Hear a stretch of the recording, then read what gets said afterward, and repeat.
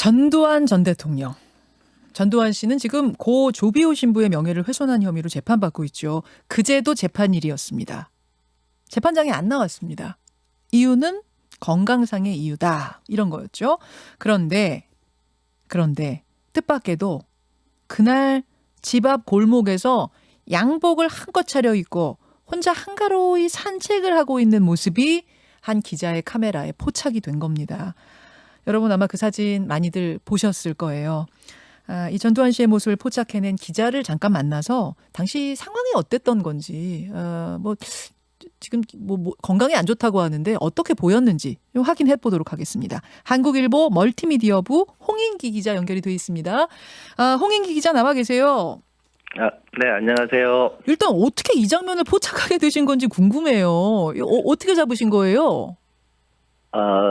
당일 광주에 재판이 있는데 예. 오후에 있는데 불출석한다는 얘기가 이미 나와 있었습니다. 불출석. 예. 그래서 보통은 이런 경우는 사전에 당일 전에 이제 그 전두환 씨를 잡기 위해서 사진을 카메라 잡기 위해서 뭐 잠복을 하든지 대기를 하든지 할 텐데 사실 당일날 가는 거는 좀 특이한 경우입니다. 그런데 데스크가 혹시 그래도 오전 중에 출발을 한다면 불출석을 얘기를 했지만 혹시라도 출석할지 모르니 오전에 한번 가보는 게 어떻겠느냐 하고 갔고 사실 별 기대는 안 하고 갔습니다. 실질적으로 10시쯤 10시 한 20분쯤 도착했을 때는 아무도 없었어요. 예. 그리고 그 골목길도 뭐 경찰들이나 예전에 경호했던 사람들도 지나해 보니까 다 빠져서 네. 정말 개미 한 마리 보이지 않는 그런 상황이었습니다. 네. 그러면은 개미 한 마리 보이지 않는구나 이제 돌아가야지 하셨을 수도 있는데 조금 더 잠복을 하신 거예요? 네, 그래서 저도 처음에는 이제 왔으니까 집 바깥에 스케치를 하고 예. 정문을 찍고 주차장 쪽 이제 입구도 혹시나 해서 한번 찍고 이제 돌아서 가려고 했습니다. 가려고 하는데 문득 1995년에 그 전두환 씨가 이제 골목 성명했던 게 기억이 나서 그 골목을 좀 더 한번 넣고 찍어보자고 해서 이제 다시 카메라를 들고 사진을 찍었는데 찍을 때만 해도 안 보였어요. 그런데 카메라를 내리니까 한 사람이 보이더라고요, 갑자기. 갑자기. 네, 그 뒷모습으로 가고 있는 게 보였어요. 네. 바로 여러분 지금 제가 유튜브와 레인보우로 보여드리고 있는 저 장면입니다. 네, 뒷모습. 사실은 몰랐습니다. 근데 혹시 전두환 씨 아닐까 하는 생각은 하긴 했지만 설마 혼자 그렇게 나올 수가 없죠. 경호원이나 수용원도 없었고. 완전히 혼자 걸어가고 있고 게다가 건강상의 이유로 재판도 못 간다는 사람이 그 시각에 설마 혼자 저렇게 걸어가겠어 싶으니까 조금 눈을 의심하셨어요. 네, 저도 전혀 생각 못했어요. 돌아서는 처음엔 반대편으로 몇 걸음 가다가 다시 이제 제 쪽으로 돌아섰는데 좀 거리가 한 7, 80m 됐어요. 저랑 떨어진데 저는 골목 반대편에 있었으니까. 순간적으로 전두환 아닌가? 하는 생각 들게 이제 제가 가지고 있는 렌즈가 관광 렌즈라 차로 뛰어가서는 망원 렌즈로 바꿔왔어요. 멀리 잡는 거. 그렇죠. 네. 그래서 딱 들이대는 순간 전두환을 확인하고서는 그때부터는 사실 아무 생각 없이 그냥 사진을 계속 찍었던 겁니다. 계속 찍으셨어요. 앞모습까지 찍게 되셨는데 제가 제일 궁금한 건 뭐냐면 이제 건강상의 이유로 재판을 못 나온다고 지금 하고 계시니까 진짜로 보기에 진짜 건강상의 문제가 있어 보였는가? 보시기에 어땠는가? 그 부분이거든요.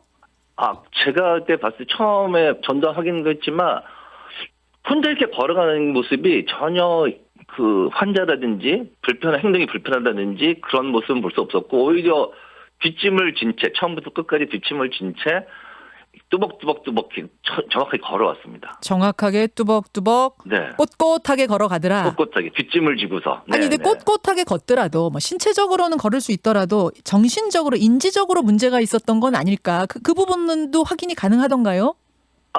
저 앞으로 몇 걸음 다가와서 한 10걸음이 다가왔어요. 저는 사진을 찍느라 못 가갔지만 다가왔는데 저를 보더니 당신 누구요? 그러더라고요. 당신 누구요? 예. 그 목소리를 듣는 순간 저도 번쩍 좀 정신이 들어서 한국일보 기자입니다 하면서 조금 더 가까이 가려고 다가가는 순간이었죠. 그 다음에. 당신 누구요 했다는 거는 그러면 저기 사진 찍는 어떤 사진을 사람이 찍고 있고 저를 갖다가 기자로 아마 인식을 하지 않았을까 하는 생각을 합니다. 네네. 그래서 어떻게 당신 누구요 해갖고 한국일보 기자요 하니까 그 다음은 어떻게 됐습니까? 그 순간 목소리 듣고는 아무도 없었는데 처음 둘만 있었어요. 네네. 전두환 씨랑 저는 골목에 둘만 있었는데 그 주택 바로 경호동에서 경호원이 한 명이 나오자마자 그 목소리도 듣고 아마 나온 것 같습니다. 순간적으로 나와서 네. 저를 실컷 보더니 바로 전두환 씨를 이렇게 몸으로 감싸면서 사진을 못 찍게요. 네. 사진 못 찍게. 감싸면서 뭐라고 얘기를 하는데 사실 좀 거리가 한 3, 4m 정도 돼서 정확하게 못 들었는데 네. 막 좀 전두환 씨는 계속 그 말을 들으면서도 저를 갖다 이렇게 쭉 쳐다보고 있더라고요. 계속. 네. 사진상으로 보면. 네. 지금 경호원 저희가 지금 사진 보여드리고 있습니다만 경호원이 뭐라고 설득을 하니까 바로 문으로 이제 통해서 들어갔습니까? 네, 그 시간이 한 5초? 한 10초 정도? 네. 10초 정도. 처음에 계속 저를 이렇게 보면서 뭐라고 하더라고요. 근데 둘만의 이렇게 얘기해서 사실 정확한 내용은 모르겠지만 경호원이 아마 이렇게 지금 당일날 항소심 재판이 있는 날인데 이렇게 언론에 이렇게 출석하지 않고 골목에 이렇게 산책하는 게 찍히면 좋지 않겠느냐, 언론에 나가면 좋지 않겠느냐 그런 의미로 아마 얘기를 하는 것 같습니다. 그런 식의 느낌의 그런 대화를 하는 듯한 느낌이었다. 예, 손짓을 계속 하니까 마지못해 들어가는 듯한 그런 모습이었습니다. 네. 그 얘기는 상황 판단을 할 수 있다는 얘기잖아요. 그렇죠. 적어도 설득이 되고 들어가고 또 사진을 카메라 들이미는 사람을 보면서 저 사람이 기자구나라는 것도 인지할 수 있을 정도의 상황 판단이 된다는 건데 그 정도 되면 재판 가셔야죠. 가야 맞습니다. 가야 맞는데 그날 이분 출석 안 했거든요. 어떻게 생각하세요, 홍 기자님? 그날 저도 좀 놀랐던 게 복장도 그렇고 나들이 복장으로 가벼운 캐주얼 정장 차림을 하고 뒷짐을 지고 이렇게 동네 골목을 이렇게 산책을 하는 걸 보니까 물론 찍을 당시는 정신이 없었지만 찍고 나서 보니까 좀 정신이 좀 있을 때 건강할 때 5.18 광주 5.18 피해자와 유족들한테 좀 사과도 하고 또 성실하게 또 재판에 임하는 모습을 보였으면 어떨까 하는 생각이 좀 들었습니다. 그렇죠. 당신 누구요? 할 때 그때 느낌은 딱 어떠셨어요? 그때? 근데 사실 그 순간은 막 정신없이 전두환 씨를 확인하고 사진을 찍는 순간이었고 그 목소리를 듣는 순간 조금 더 다가가서 저는 좀 사진을 좀 리얼하게 찍고 싶다는 생각이 들었었어요. 네.